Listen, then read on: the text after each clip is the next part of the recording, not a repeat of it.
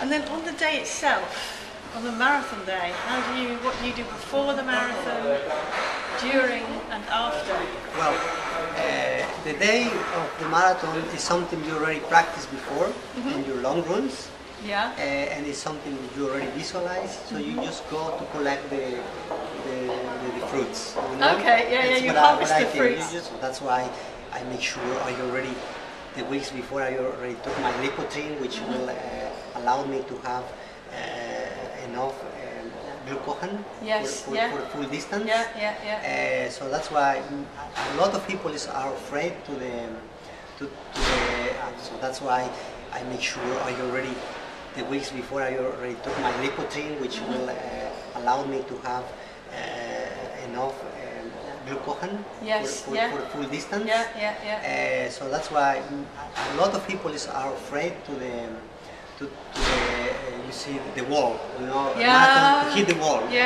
So I'm not afraid of that, because the Lipotrine, that's what it does. It creates a big storage of glucagon. So that's taking extra, so it's a product that you're normally taking, but you take extra amounts. Yeah, the wall, you know, to hit the wall.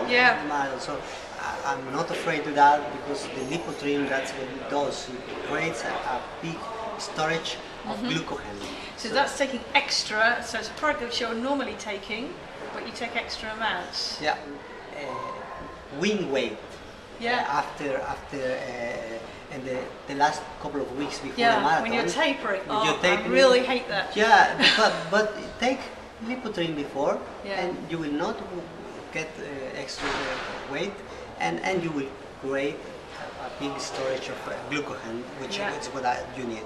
And do what you are used to. Before, what I do, same thing, wake up, my Winergy, shots of Winergy, my bread, because it's going to be a marathon, a couple of hours or 1.5 hours before, bread with marmalade or whatever, cup of tea, and then half an hour or 1 hour before, my short endure,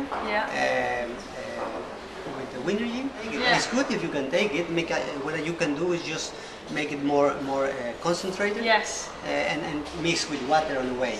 So extra, what I do is I take extra portion of short endure for halfway. And then I always make sure I put on my bag, because many people think the race finishes when you cross the finish line, but you have to recover, and if you don't recover right, it can take longer to recover. So what I do, I bring always my Pro-Stream for after the race, and during the race make sure I don't do crazy things. I know what my shape is. You know your body. So I'm not fast, and I was the same fast as I was before, but I am more technical, more complete in that term. So I know if I'm ready for 2 hours 30, I know how I have to cross each kilometer, and monitor. I monitor with the watch. Germán, you're the ambassador of the Texel Half Marathon, and you also have a running system which you deliver in Mexico. Yeah, well. What do you see the differences between Europe and running in South America? Well, I became ambassador of Texel Half Marathon because one time we were sitting together and talking about running. You know, we always talk about running, and suddenly we find out, okay, it's nice to race in the island of Texel, but if it's more nice if instead of cars going out of Texel to boat, more than 1,500 people run out and do the distance and finish in a nice finish. So they start with the idea, the club there in Texel. So and I am involved in the idea, and they always invite me and promote running, which I love. It's good, and it's something I love, and I do it every day. And together with the business of wellness, it's a wellness industry, and if you do it right, there is nothing wrong to make money and help people to make money out of this. And because one of the mistakes most of the athletes and sport does, that we still want to keep the sport amateuristic, and we keep amateur if you don't do it right and professional. And if you want to do it professional, you have to work with the right stuff, the right supplements, or the right training program. So that's why I set my system. Yes. No, answering the last question of what's the difference between running, there's no difference. I mean, running is global, it's worldwide.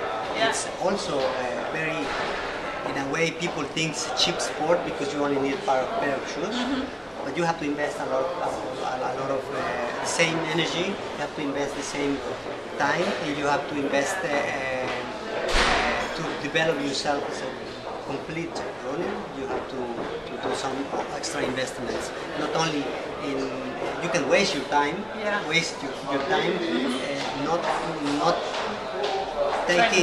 training the right way. People get injured also. That's a problem. That's what I was discovering also during my training of the marathon. Lots of people around me training also. But you're running Amsterdam Marathon, I'm running Amsterdam Marathon.